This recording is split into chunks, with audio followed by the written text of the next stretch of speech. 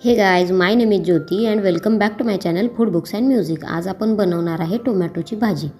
त्यासाठी मी इतकं साहित्य घेतलेलं आहे।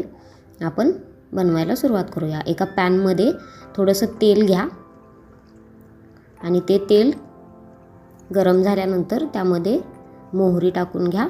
ती मोहरी तडतडल्यानंतर त्यामध्ये जिरे टाकून घ्या आणि आता यामध्ये बारीक चॉप केलेला कांदा हा असा छान मस्त भाजून घ्या तेलामध्ये।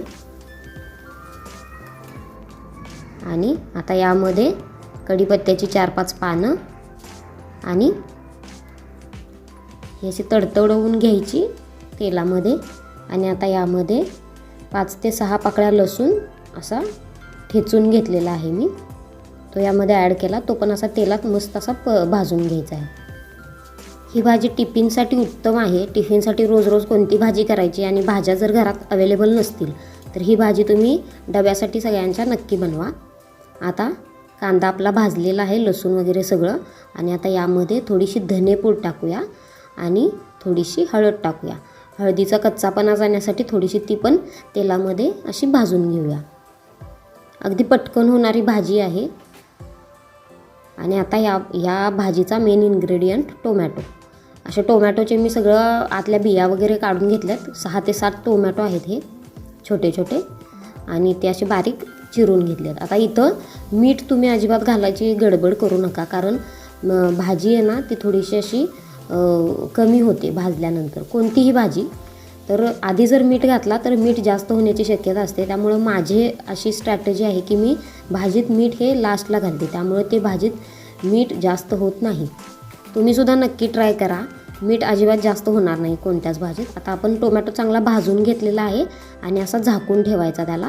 1-2 मिनटामध्येच तो असा तेलामध्ये असा मऊ पडतो। यामध्ये कुठेही पाणी वगैरे आपण ॲड करायचं नाही आहे। आता मी दाखवते तुम्हाला हा टोमॅटो किती छान असा भाजला गेला आहे तेलामध्ये। हा बघा, मर्ज झालेला आहे तो पूर्ण। आणि आता यामध्ये आपण चटणी टाकून घेऊया, लाल तिखट।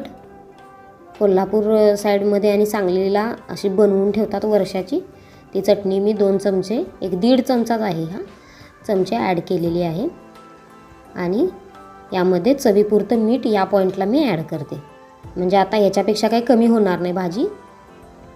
हे बघा, इतकंसं मीठ चवीपुरतं ॲड केलं आणि हे असं इथंही तेही तेलामध्ये असं चांगलं परतवून घेऊया सगळं।